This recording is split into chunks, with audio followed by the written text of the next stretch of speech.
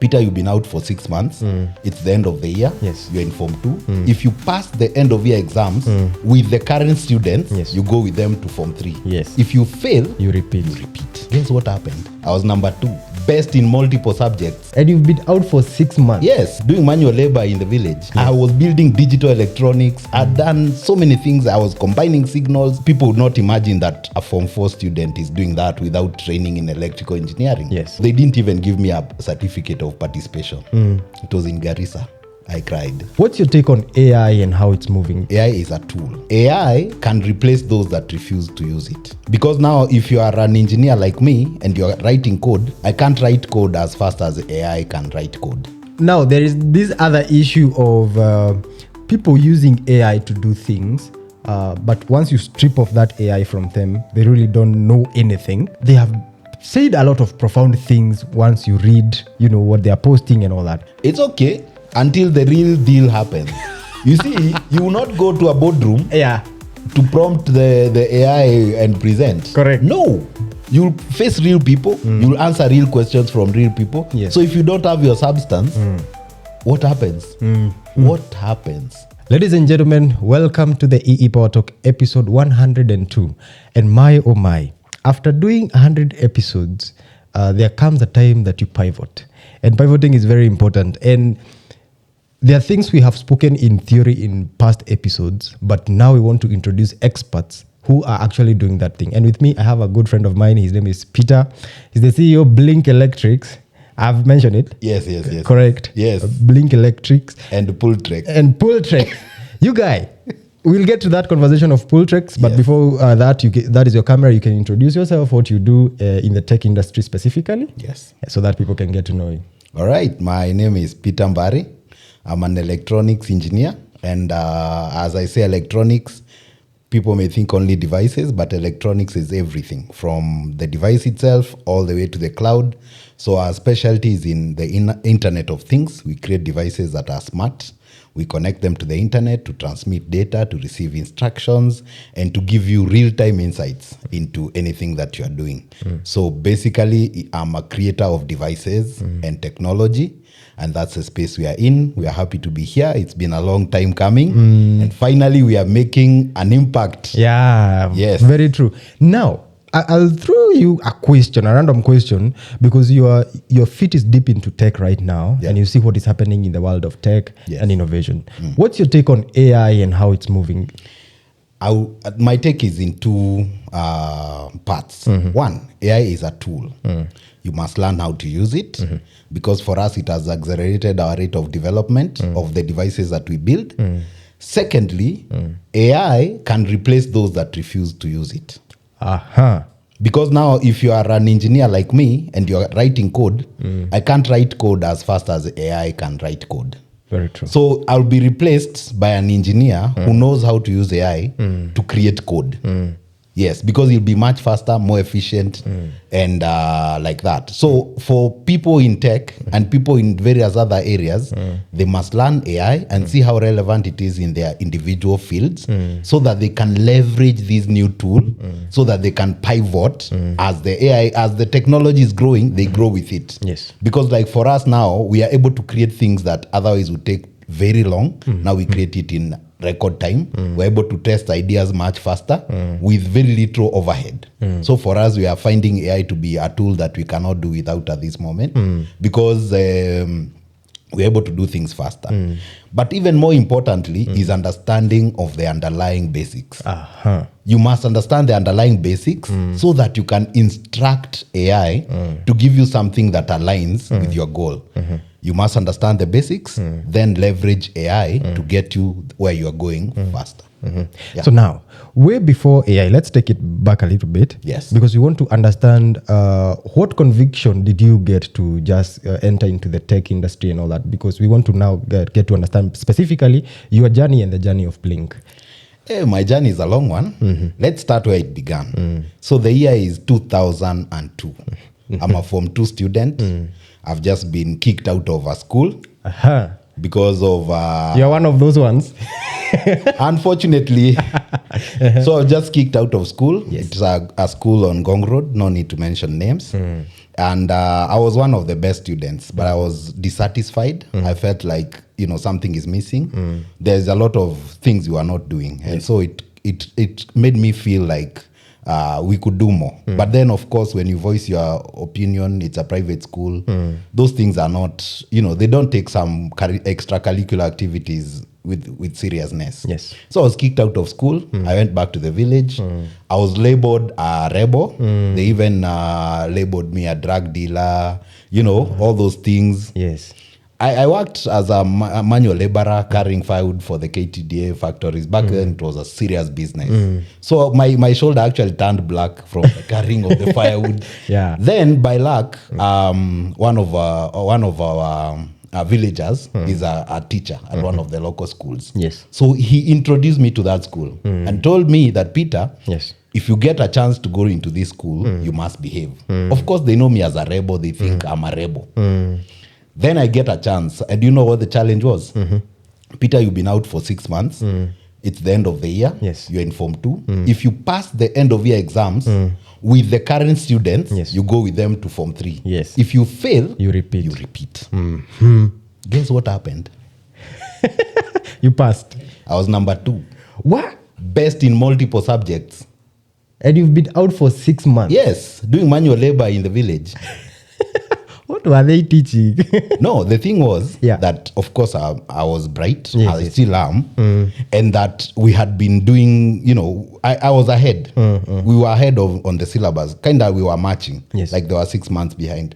So by the time I had left school, I'd studied most of the things that they tested. Correct.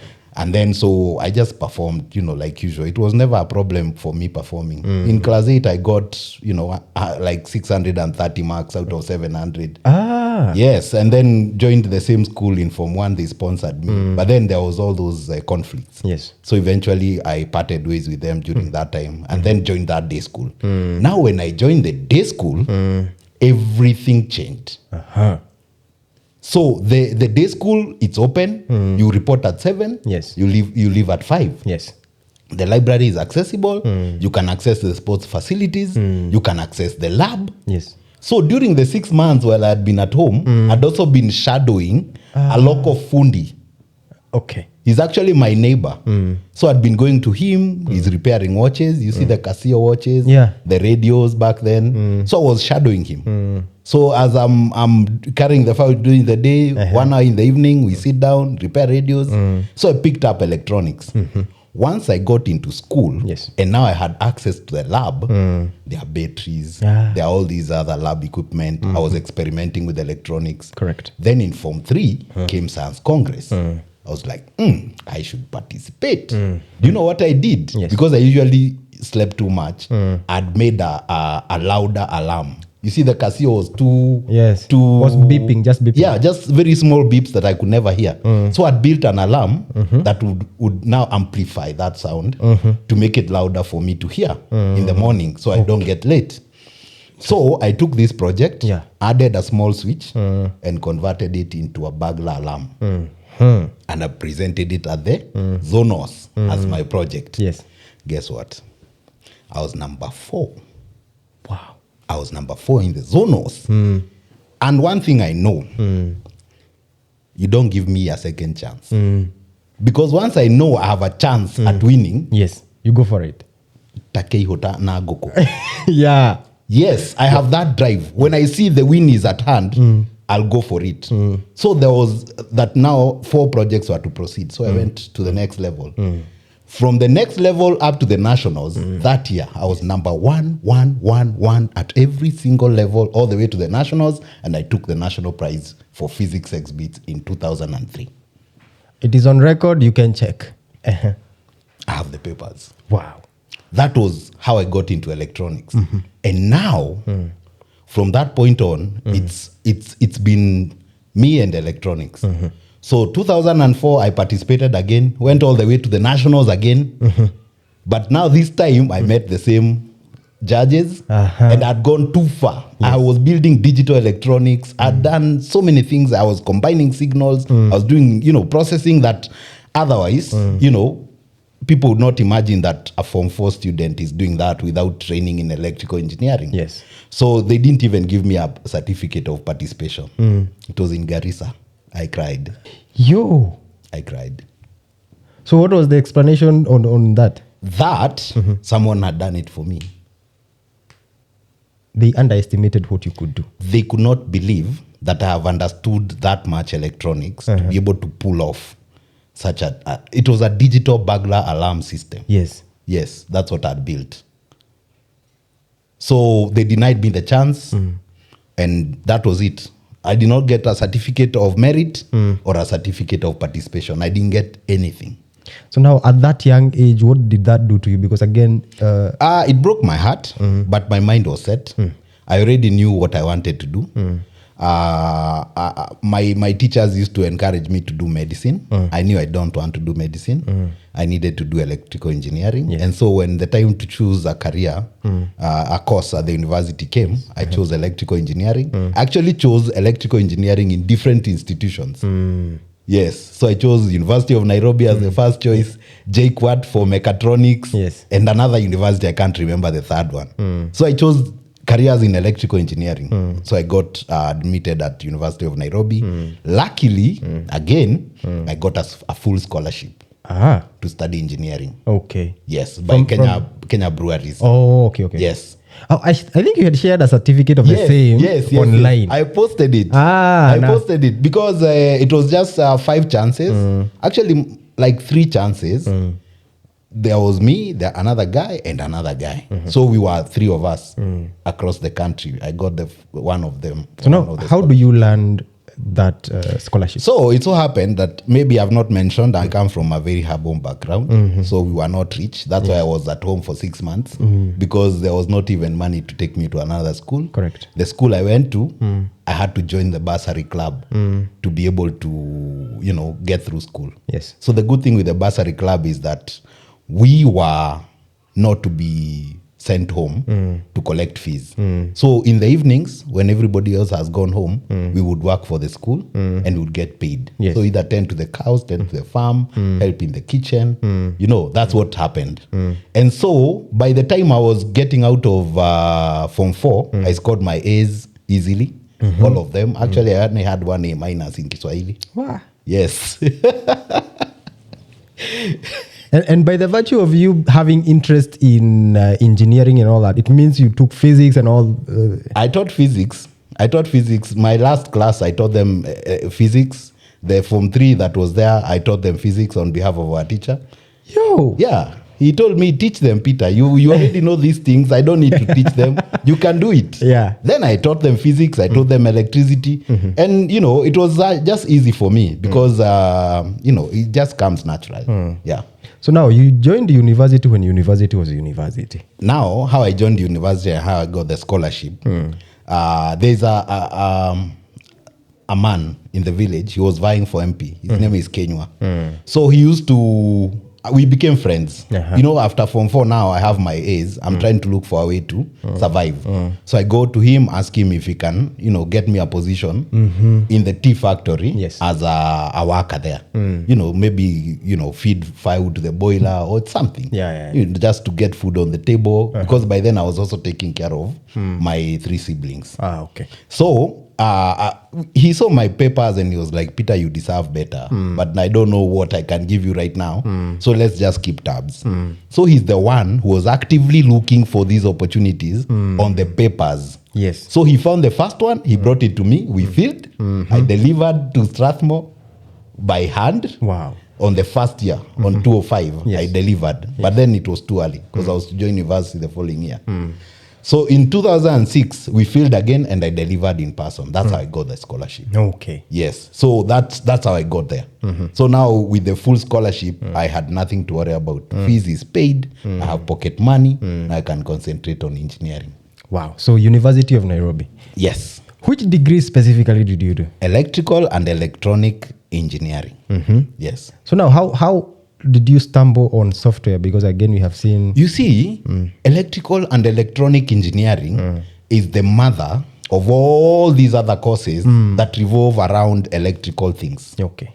Like computers, how they work, like, It's the mother. So within electrical engineering, you learn how the devices work at the component level. Yes. You also learn how they work at the software level. So you are able now to integrate both hardware and software.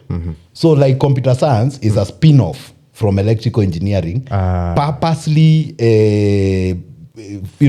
concentrating on how to make things computers work. Okay. But every one of these has their basis in electrical engineering. Even things like AI and all that. So for an electrical engineer, you can become a power line engineer. You can become a devices inventor or something. You can become an inventor in any field because they all branch from the same root, which is electronic engineering. Yeah. You have that's quite profound actually, because there has been a confusion on what to take in university. Yes. Because you don't know what represents what or what branches from what. Yes. So now how is life in university, bearing in mind the kind of course that you've taken? It's tough, Bana. It's tough. Let me tell you one thing. Yeah. People think that being smart, being sharp will save you, but it won't. For us, Yes. we failed enough times. There are courses where you went and you didn't know what to expect. You found a paper and you could only answer one question out of 3. And now you are at the mercy of the system.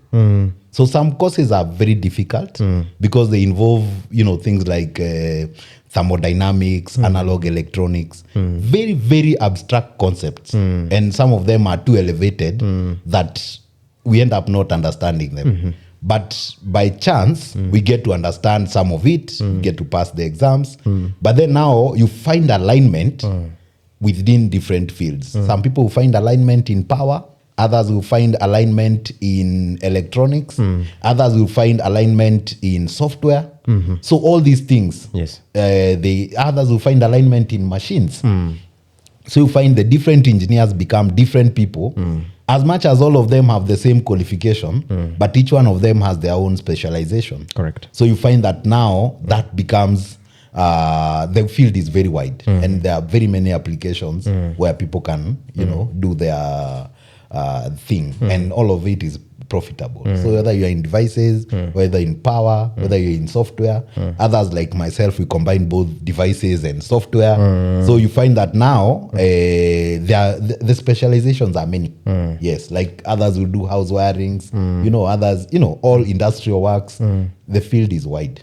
So now, at that specific time when you did your degree, Yes. how was the weather in terms of the course that you are doing? For instance, you hear our parents telling us, do this course because this and this person is doing it, and you see they are rich now and all that. How was the environment of the job market for the course? I would say the environment was, I didn't have information. For me, it was just pure passion. I didn't even know where it would end. I would end up. I just knew that this is what excites me. This is what I'll do. I didn't have a line to, or even an example, or even a mentor to hold my hand. Because if I had a mentor, I think I would have moved faster. Because now, for me, I had to figure it out by myself. Yes, I didn't have someone to guide me or something like that. So now that takes me to my next question. What happens immediately after graduation for you? Okay. Before graduation, I had now picked up programming and making devices. Yes. So we got invited to iHub. iHub was on Gong Road at Bishop Magua building. So there was a NASA Space Apps Challenge that was a competition for makers. So we get invited, not as participants, but as trainers. So we are coming to train people on electronics so they can participate in the challenge. But then we found that they are too far behind. A morning is not enough to get them to the place where they are supposed to participate in the challenge. So we train them, but also we join them in solving the challenge. So the challenge that we picked was, there was a client who needed a solution for monitoring wind turbines. They were working in Kisumu, inside Lake Victoria, and they needed information from the turbines every so often so they can know when to go for maintenance or just for, real-time monitoring. By then, we had already been working with SMS, sending text messages. So we took one of our examples and now added sensors to it. So we were already sending SMSs using microcontrollers. Okay. So we added, sensors, a speed sensor, a voltage sensor, all that. And we now presented that.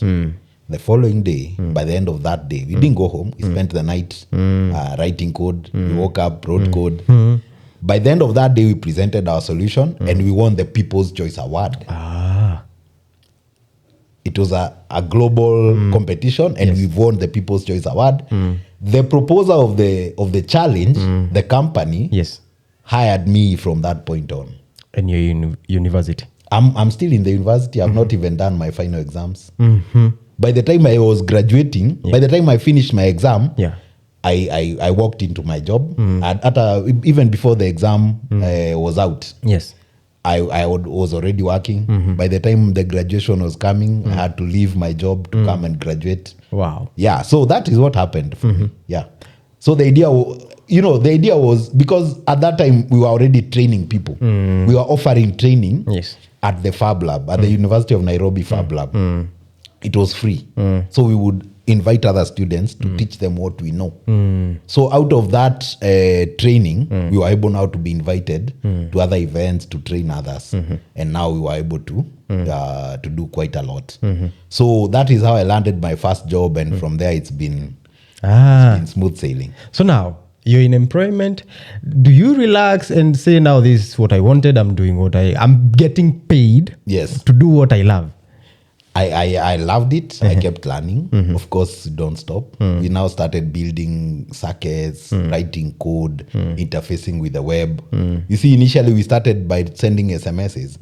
Now we get to a point where we are actually now doing, interfacing with the web. We are doing IoT. But by then, the only things that were IoT, there were car trackers and not many other devices. It's only now that those devices have become mainstream. But back then we were doing GPRS, we were doing to cloud via HTTP and TCP/IP. But then there was not so much happening in that space. So now how long will you stay in employment? I stayed in employment for 2 years. That was my first job. I got another job for running an innovation lab. I ran it for 1 year. Then I got another one where we were building drones. I stayed for 2 years.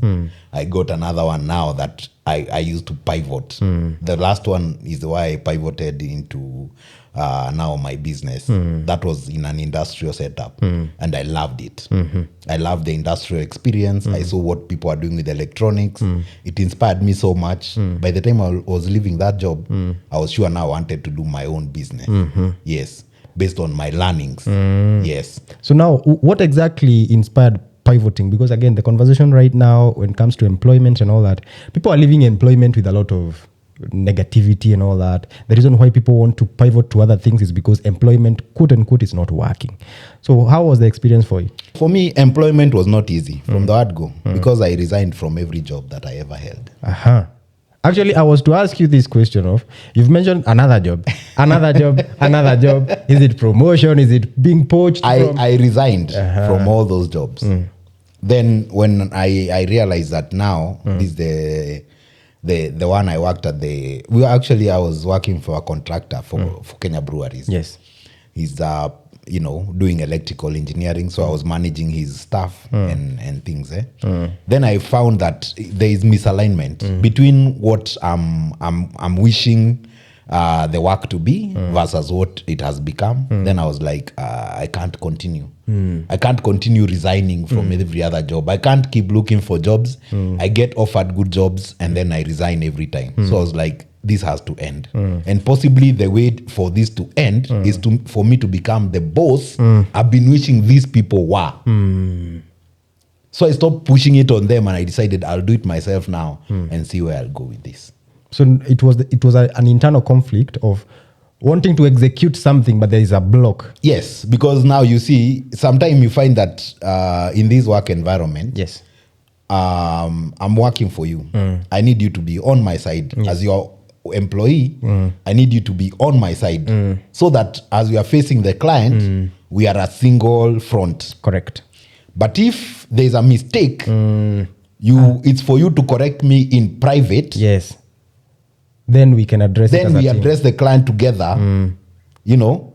So there was that kind of conflict, and I was like, I feel that I'm being thrown under the bus, and I don't think it's a good position for me because I know what happened. Yes.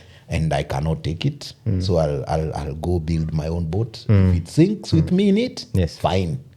Tell me your thoughts about it being, especially in tech, because I have been a mobile technician. Yes. And most of the time, the guy who employed me, Yes. time yenye kuna ngori, Yes. ongea na fundi mwenye alikutengenezea. Could it be a bias in the tech? No. Some people refuse to understand that when you do good as a technician working under him, Yes. he takes the credit. So when things blow up, Yes. he should shield you Yes. from the blow up. Very true.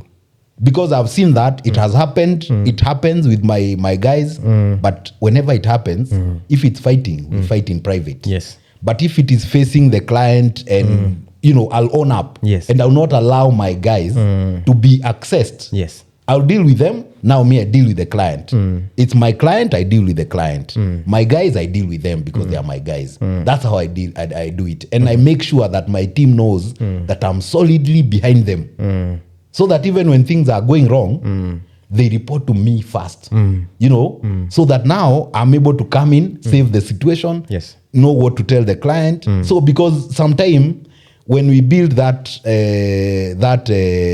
level of trust, Yes. then you find that now it becomes very easy to work because they know whatever happens, our boss has our back. Yes. So they also go ahead with confidence. Yes. And they're able to tell you if they see a problem coming, they're able to tell you and you're able to advise them.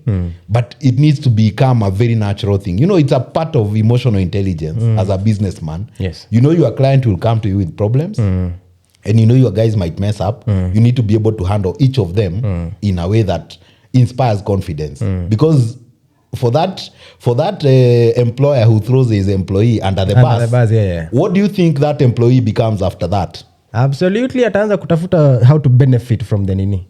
Or they'll be like, okay, noted. You see, you've noted that you've thrown me under the bus today. So tomorrow when there is a risky affair to be attended to, he will avoid it. 100%. Actually, yeah. And that is the opportunity for the business that has just been avoided. He'll say, I can't fix this.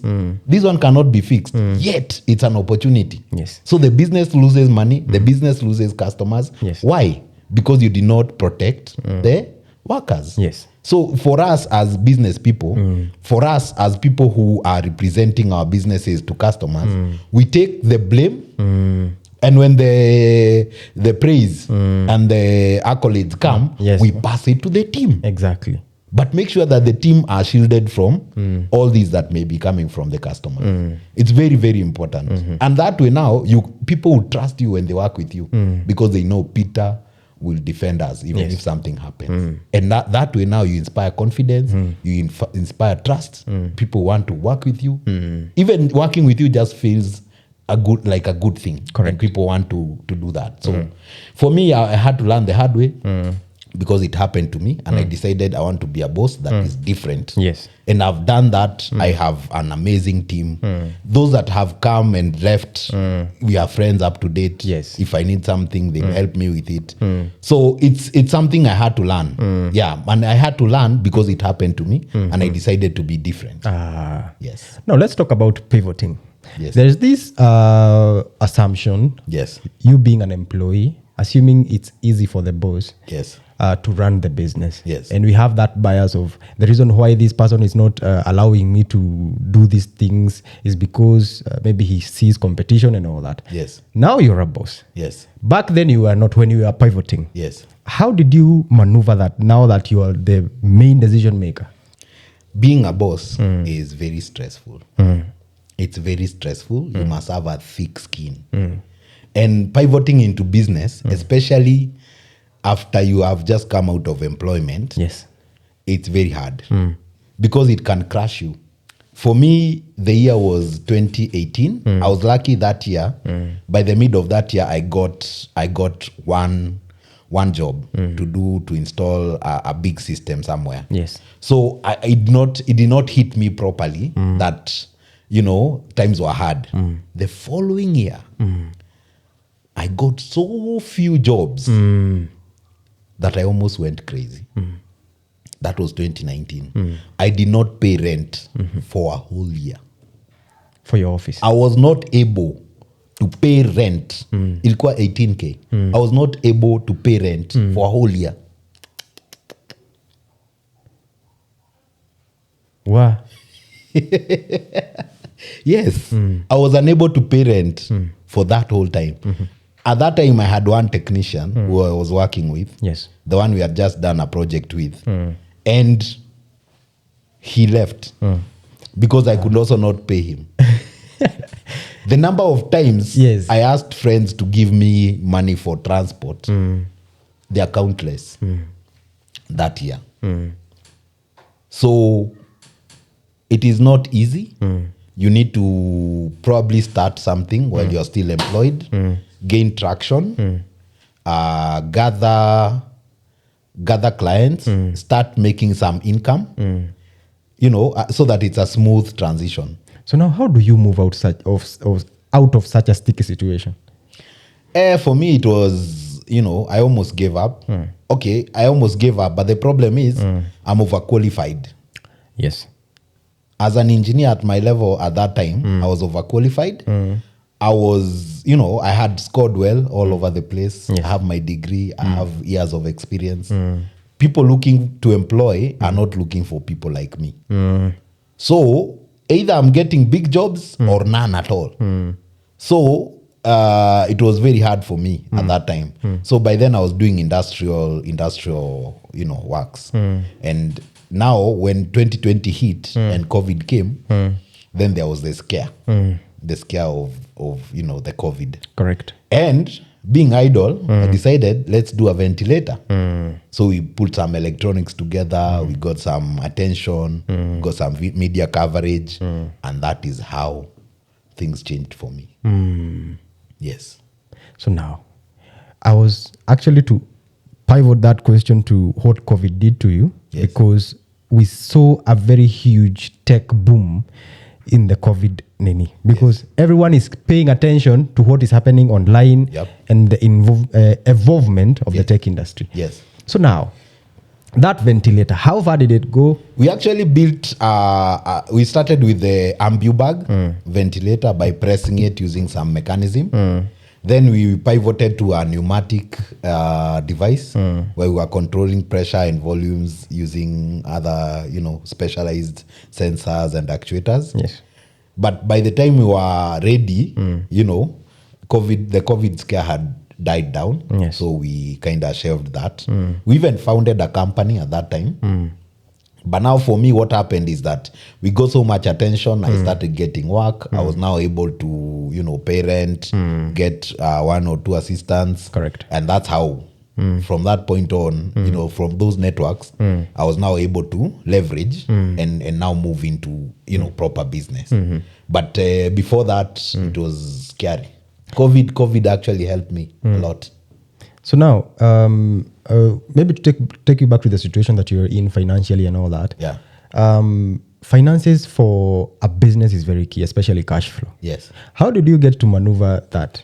Okay, you see, now our business is very different because sometimes if you have the skill, you don't need money up front because you can work and get paid. For the service of... Yeah, actually, I used to say, I opened my business with a tester.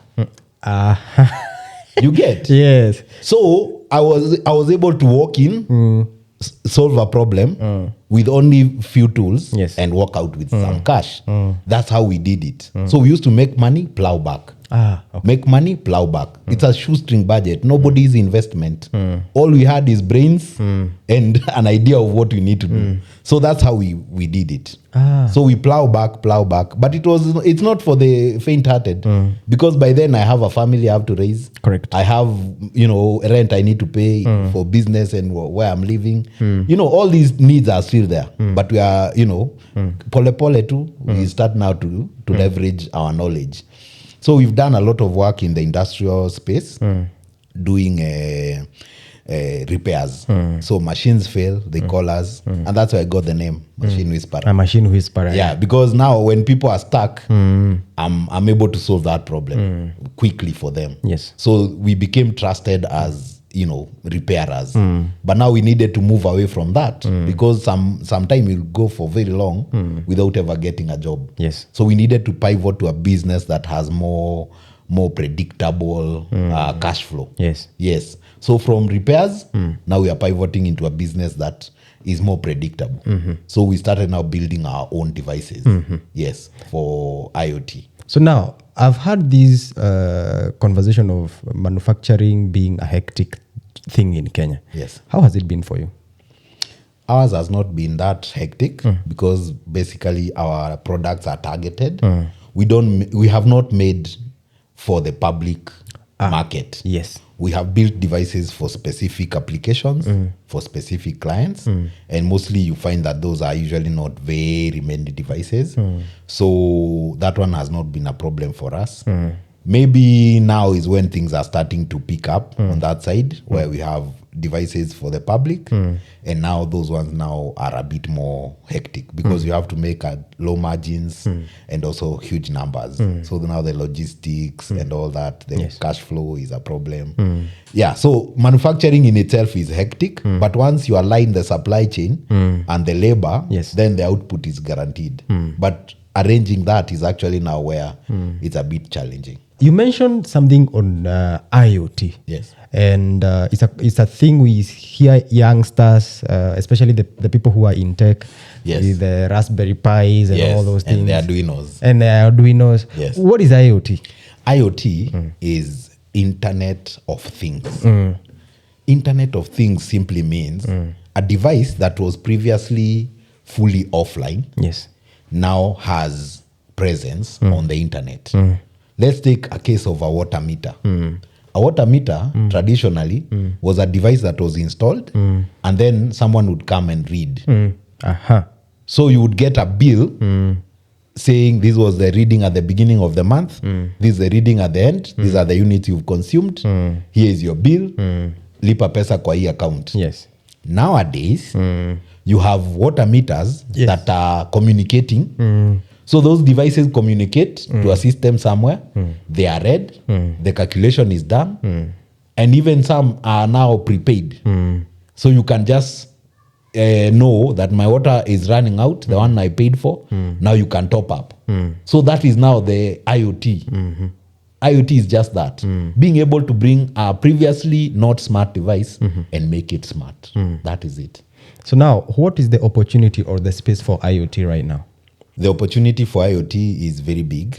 The logistics, you see logistics, that one was actually the very first one. Car trackers have been there from time immemorial. They have been there, people have used them, they know them. But they were not called IoT at that time. IoT is a new term that has come up later when now more and more devices are going online. Right now, everybody has a phone. Most people, a smartphone likely, or a kabambe, a small phone, that has access to the internet. These people are able to access the internet. Their phones themselves are IoT devices. Because now you have you can call and do SMS without the internet. But everything else we are accessing, even banking, the apps we have on our phones, all those, we're able to do them because of IoT. So IoT is in every single field of our lives. So we have wearable devices, maybe for monitoring health, pulses, all these different devices that can now use the internet on your phone to help you analyze your health and things like that. So IoT is everywhere. Wearable devices, phones, utilities management, if it is water, electricity, diesel. Like for us, we have now just developed a sensor for monitoring diesel. We find that diesel is actually one of the biggest, expenses in most of the enterprises. So you find either it's trucks or it's an oven that runs on diesel or it's a generator. And you need to verify how much fuel has been consumed, how much fuel has been delivered. And now you find that specific sensor, usually the Chinese have a sensor, the Europeans have developed theirs, and now for us, we have developed our own. Uh-huh. Yes. So that now you're able to monitor that on your phone anywhere like that. So now if you combine the fuel level and the energy generated, Yes. now you have a full report. Ah. You see the fuel dropped by this much and this much energy was generated. And now that becomes, a full picture. Of You don't need to ask questions. How many hours did the generator run? How much fuel was delivered? How much was consumed? All of that, you have it. You can get a report. These are the kind of things that now enable businesses to run even much, much easier than it has ever been possible. So now with assets across the country, maybe an organization that has different branches, one person sitting behind a desk somewhere can monitor all those assets and provide reports for each without ever leaving their desk. And that now becomes very efficient. Yes. So now how has the adoption been?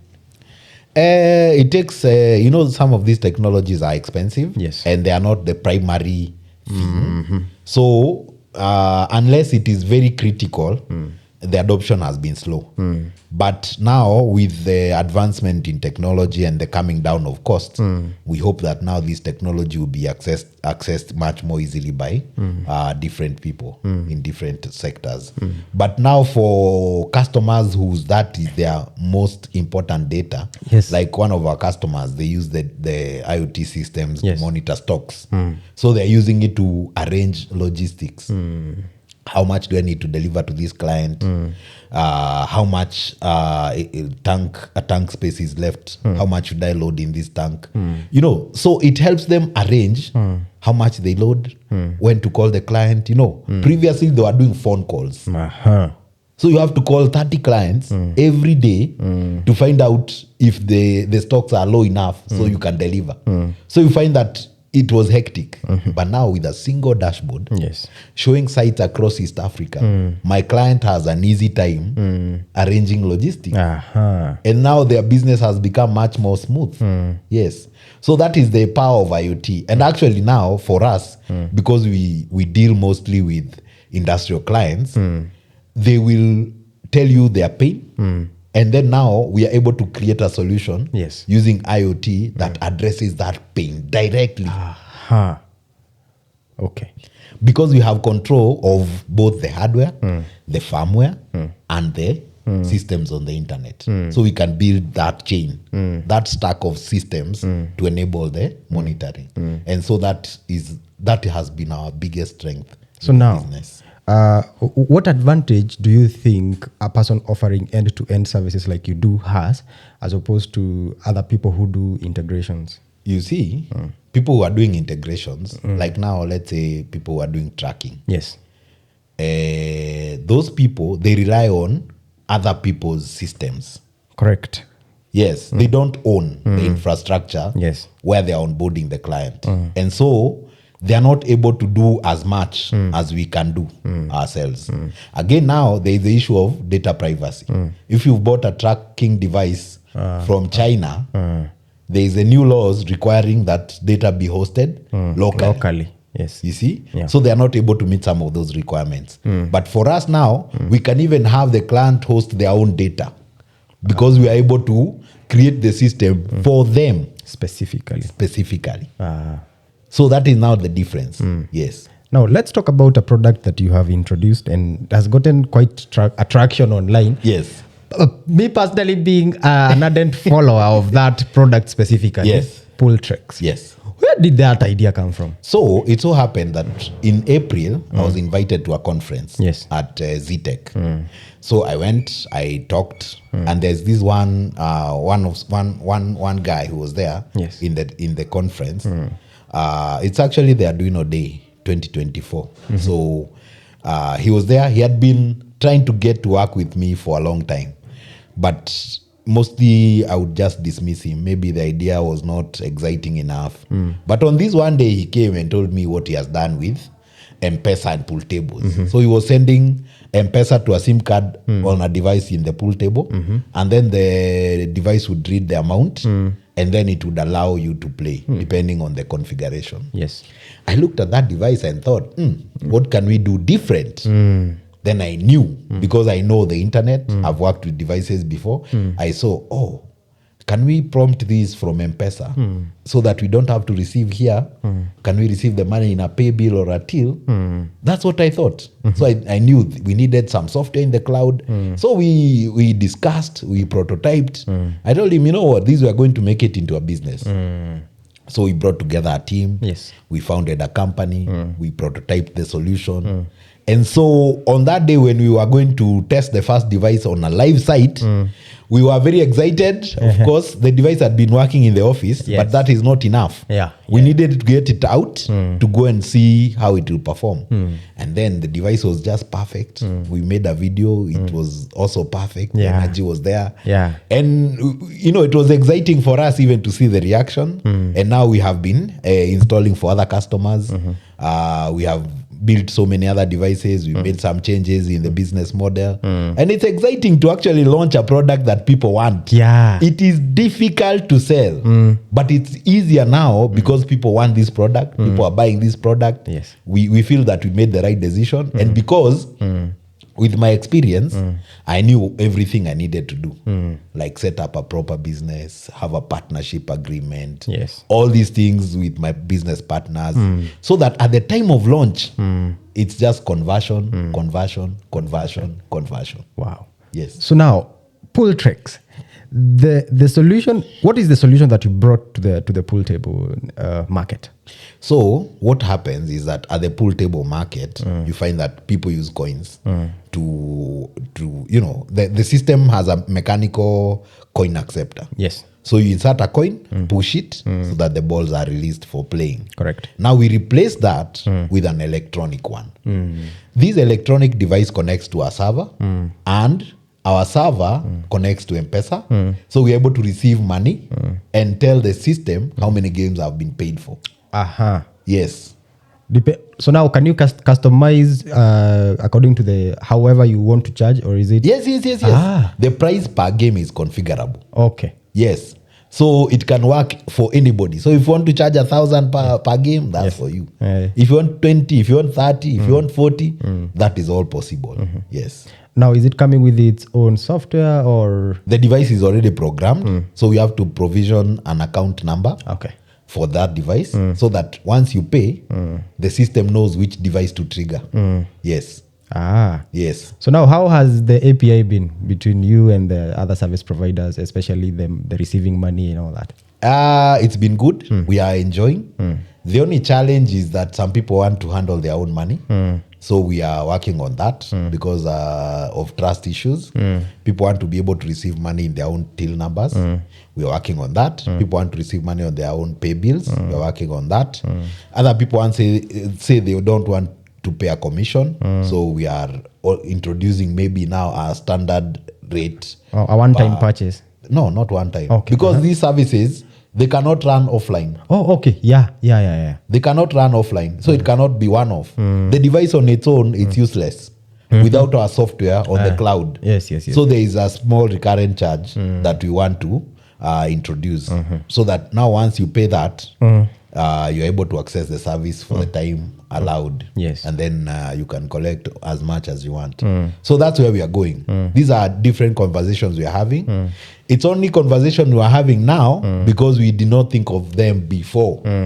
It's a realization that this business model will not work. Maybe this other one will work better. But those are conversations we are having with our customers. And so far, we are very happy with where it's going. I joined your live session just kupitia the other day. And I saw you saying some of the things are getting you guys off guard because you didn't expect that reception in the market. So now, what has that done to you and your co-founder in terms of the things that you had in place? Now you see it changes the whole thing because now some of these things are software driven, and some of these ones you have now to do some development. You have to develop new features. new ways to integrate. So there is what you had thought that you had already implemented. Yeah. Now you have to be able to build maybe something on the side or throw out that one completely and now do it again. But the good things, we are all techies. Yes, the other guys are techies as well. So we are not getting someone else from outside to build for us. So we are able now to do it ourselves very quickly. So within by the end of the day today, we'll have something going. So we want to be able to get the money straight to people's till numbers and pay bills.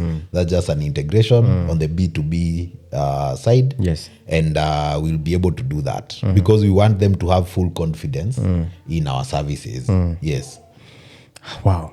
I think the way you guys spotted that opportunity still baffles me, because me being a pool table player, Yes. I always saw it convenient to just carry coins and go push. Yes. And not necessarily, but now once you explain, You see, the challenge is not on the players. The challenge is that some people are untrustworthy. Some of those facilitators, they're untrustworthy. They'll put a coin and a small wire. Then they'll trigger the machine and pull out the coin. Okay, so the coin will not drop. It will not drop. And that's a challenge because the owner of the pool table expects that people are paying and playing. But you'll say, kuja kuwa na wachezaji. Yeah. So you'll be defrauding the owner of legitimate income when he has already pocketed money. You see, that is the challenge. Okay. Yes. I see. Yes. I see now, because now from a consumer's perspective, you wouldn't know. Yeah. Umepeana 20 bob. Yes. Imefunguliwa au umecheza. Kumbe mtu amechukua pesa. And you know, that is why it's very critical to ask these questions, because it helps even to know who specifically the solution was for. Yes. That is the thing. So now you are able to just have a pool table. You come, you pay, you play. You don't even need that guy again. Because now you can arrange the balls for yourself. And I think it also shows the number of games played per day. You get reports. Wow. You get reports on the time the game was played. All these things, they are available on the customer portal. So that now you can tell how much your pool table is, how well the pool table is performing. Again, now you don't need to go to 20, 30 locations to collect coins and then count them and bank them. Now the money is in a single place. You can just withdraw. You know, convenience. Yes. So now someone who wanted to invest in a pool table now can invest. Hata kama ni Mombasa, hata kama ni wapi, they can put their pool table. It will run without them. They know that the income is secure. That is now what this brings. Yes. Wow. Yes. That's very interesting. Actually, it still baffles me. You see, these reactions that I'm having, they are real and raw. Yes. You just see something on the internet, you're like, okay. Now this one, they pulled a bingo card that we didn't see coming. So now, we started with a very interesting conversation about AI. There is this fuzz online with youngins like us. Yes. We tend to think we can get into AI development and all those things without really having the basics. You can hear people arguing because of the generative AI. It's very easy to just prompt a generative AI site and it will bring you codes. I don't know for what. Yeah. What's your take on that and the approach? I think AI has its place and it's a tool. Like I've said before, let's learn to use it and use it, in a way that does not make content generation to become something that, is just because you can do so many. Yes. You don't abuse it. You see, it's just like food. If you have food available, you just eat enough. Yeah. You just eat enough. If you eat too much, you bloat. Let's assume now maybe I'm creating posts for my social media. Yes. If I do 100 posts, if I do, 200 posts a day, because I can, because I have AI, what does that make me? They will lose that. There's that touch that will be lost. The human touch. The human touch will be lost. It will look like I'm forcing issues. Yes. I'm pretending to know too much. Yes. But now, if I make quality posts that have a bit of human touch, people will see it, they will recognize it, they'll be attracted to it. So we can use AI to enhance what we are doing, but let's not get the human out of the picture. Yes. Let's use AI to enhance what the human can do. Yes. Like for us, we use AI to generate code.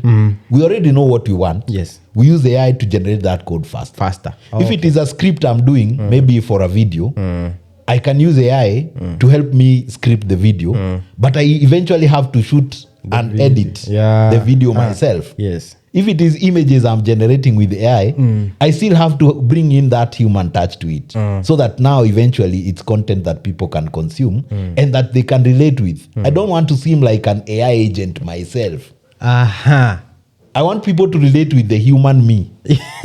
That's very interesting. You don't want to look like an AI agent. No. I'm a human who uses AI. Yes. I don't want to become an AI agent myself. No. Now, there is this other issue of people using AI to do things, but once you strip off that AI from them, they really don't know anything.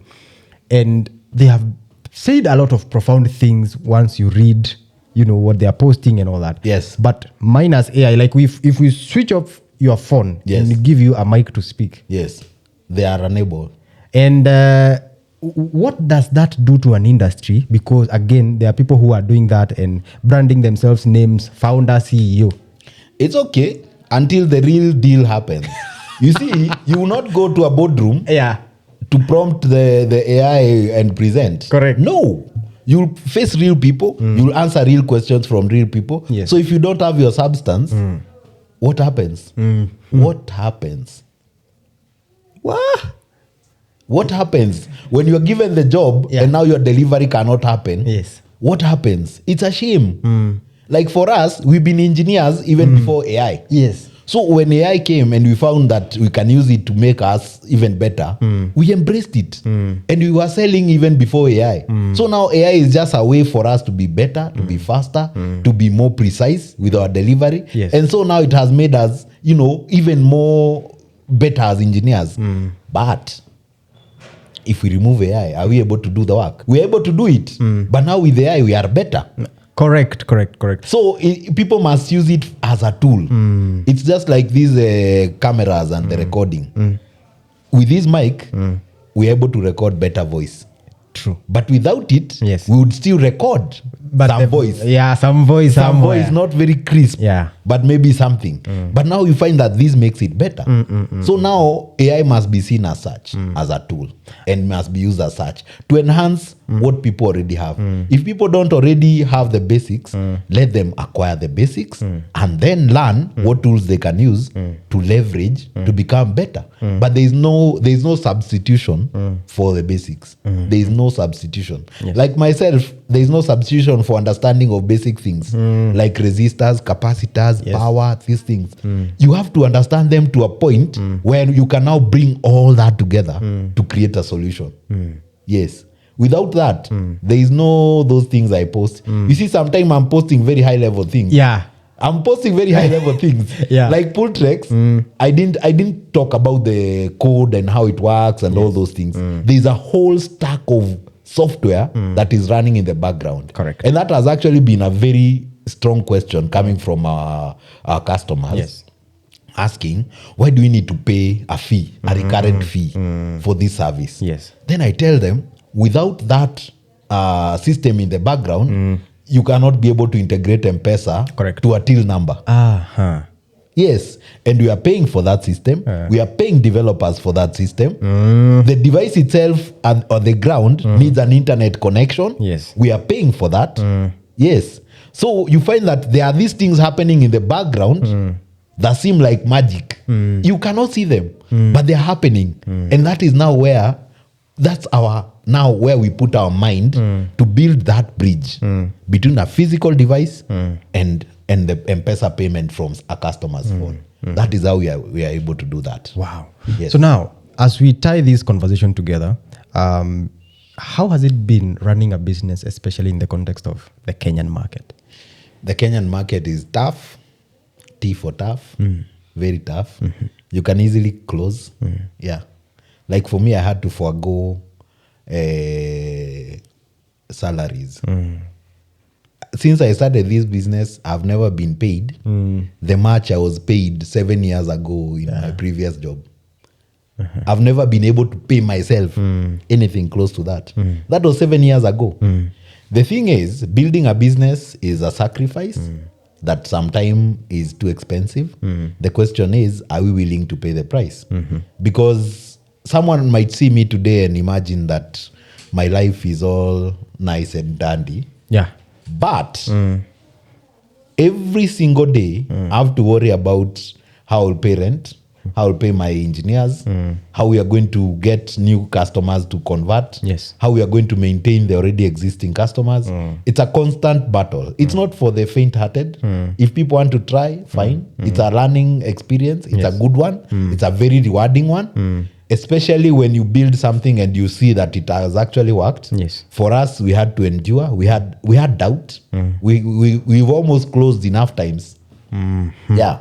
We've almost closed enough times until I saw that now I'm getting too close to closing, then I don't. I'm getting too close to closing, then I don't. Then I realized this is a cycle and I have to get, to become with a thick skin. Yes. And, so far it's been good. We have enjoyed the ride. We are building things that people want. Now it's a different story. Yes. The story is now how do we scale? Yes. And all this we've done without any investment. We've used the same money we generate from customers to build the business. Yes. So if it is rent we are paying, somebody paid us for something. Yes. Because another problem that has been in the Kenyan market is where you find startups being funded too much that they think that the funders' money is sustainable income. And it's money you've been given. You've been given money to allow you to get on your feet. Then they forget that and they start now relying on that money as if it is the income from the customer. Yes. The only income that is sustainable is that one which the customer has paid you for value you have provided. Very true. Everything else, grants, investments, those ones cannot sustain the business long term. Yes. Yes. So you have to be able to focus on the value you are providing your customer so that they can continue buying from you. And now as a tech business, if you're able to sell, even better, because tech is easy to replicate. Yes. So now you're in the tech industry. How are regulations taking you? So far, no problem. For us, we have our licenses. We have our, different licenses from different organizations. We've not found any problems with that. But a lot of people may get into trouble when they don't want to run as per the law. You see, now you may want to take shortcuts. If you take shortcuts, that's your problem. If you get caught, you have to pay the price. So the thing is, just do what's needed. But of course now some of these licenses require you to already be qualified a certain way. Yes. Like for us, we already have the electrical engineering licenses from EPRA. So as we go into factories to deliver different services, we already know that we are qualified and we are licensed to do this that we are doing. Yes. So you find that now for us we have no problem. Our clients, most of them require us to have those licenses before we can touch their system. So it's something we knew even before this. Because like the telemetry systems you're installing, you need that. You need to be able to be qualified to work with the electricity in a factory setup. So there is that qualification that you must have even before you can install that device. So for other systems like the weighing systems, you are working with people who are already licensed to do that. So you find that, these things, you have to do them within the confines of the law. Otherwise you get into problems. And some of them can land you in court, you'll be fined, and you don't want that. You want to be able to operate within the law. So in short, do business the right way. Do business the right way. Very interesting. So now, for that product Pool Trex, how can we get it, especially for the people who are in the pool business? Now, you just reach out to me. We'll arrange a delivery and an installation. from there, we just collect the funds. Yeah. So now, maybe your social media platforms. On TikTok, Machine Whisperer. On Facebook, Pitambari. On X, Pitambari. Yes. Instagram, not very active, but Pitambari. Very nice. Yeah. So now that has been Peter Mbari, the founder, Blink Electrics, and a guy who is doing amazing things out here with electrical appliances and softwares and things that I cannot even begin to understand right now. That's why we brought him. Definitely, this conversation is not over. Yes. I'm an ardent follower of where Pool Treks will go specifically. Okay. That is one of your products that I'm really, really tracking to see where it will go. Yes. Maybe when the space allow, you might also bring one pool table here for the guys at the studio. Yep. So that we can attest to what he is telling us. Of course, we have seen it online. Yeah. We hope this conversation will continue. Yes. We are not putting a full stop. It's a comma. Yeah. So until you see me next time, this is episode 102 of the EE PowerTalk. See you in the next one.